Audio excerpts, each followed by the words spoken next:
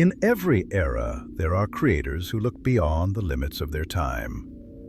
Writers who, somehow, sense the shape of the world long before it arrives.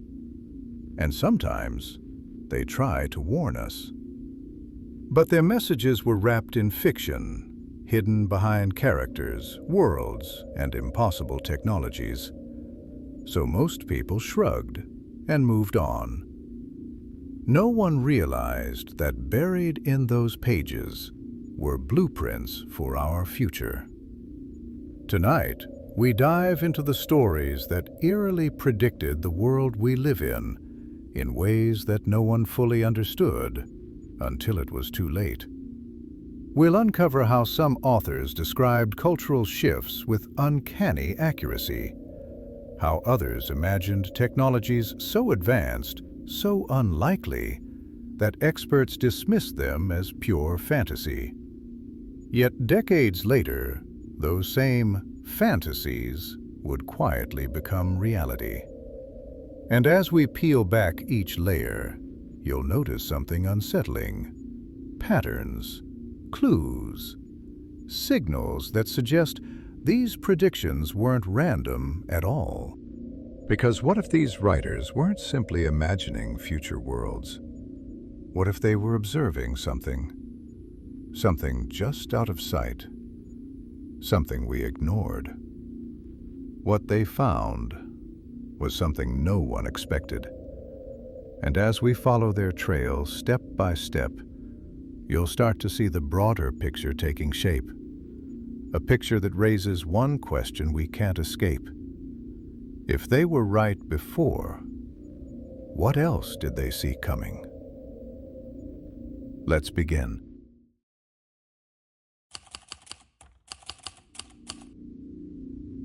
Ray Bradbury didn't just write about the future, he felt it. He sensed a shift coming, subtle, creeping, almost invisible at first. A shift where entertainment wouldn't merely distract us, it would consume us.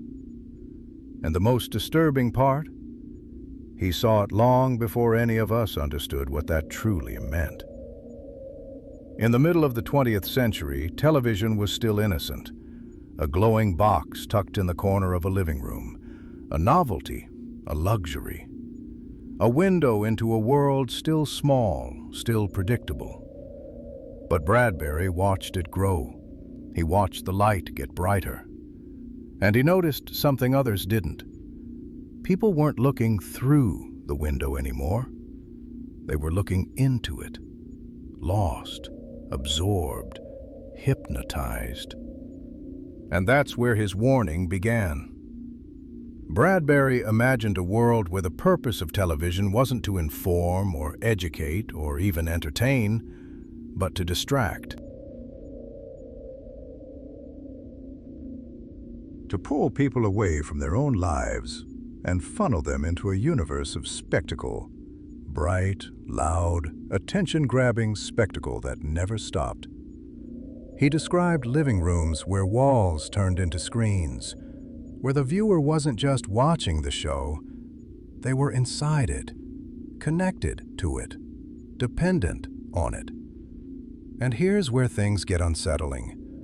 Because decades later, that fantasy became very real, but not in the way people expected.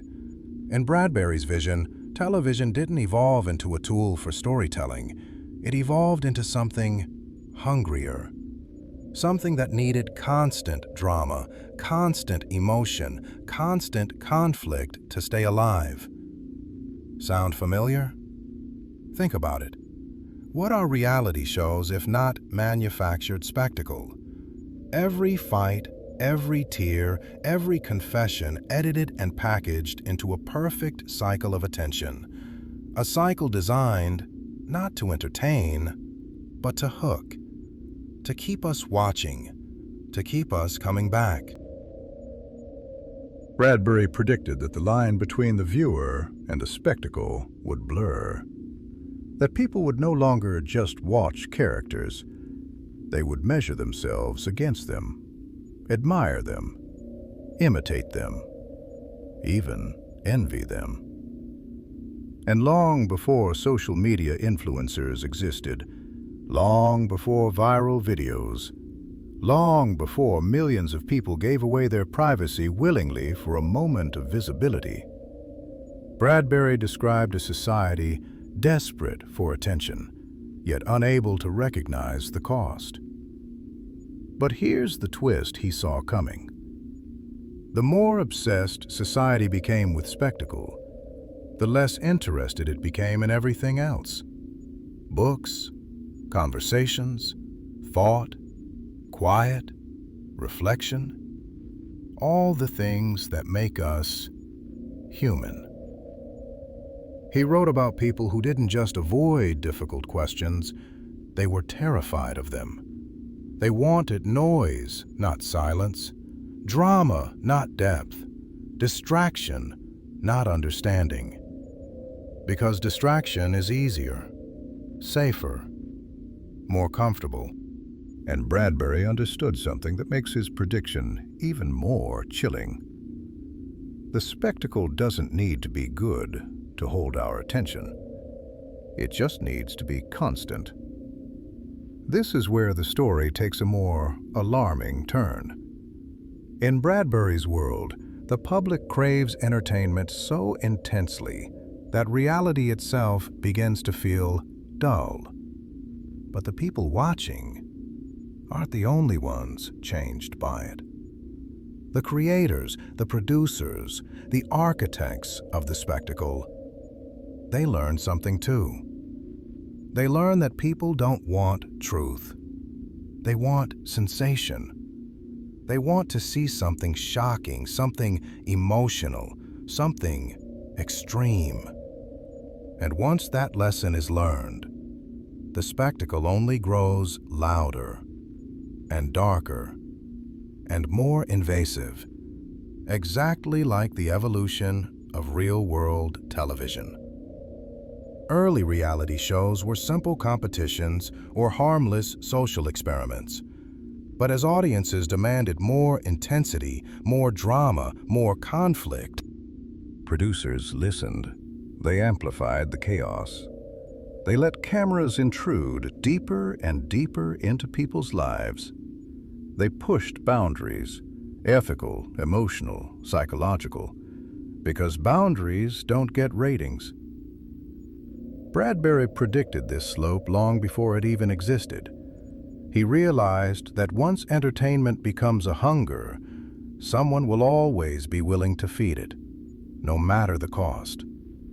And he understood something even more dangerous. Entertainment doesn't take control through force. It takes control through comfort. That was Bradbury's warning. A warning wrapped inside fiction, released into a world that wasn't ready to hear it.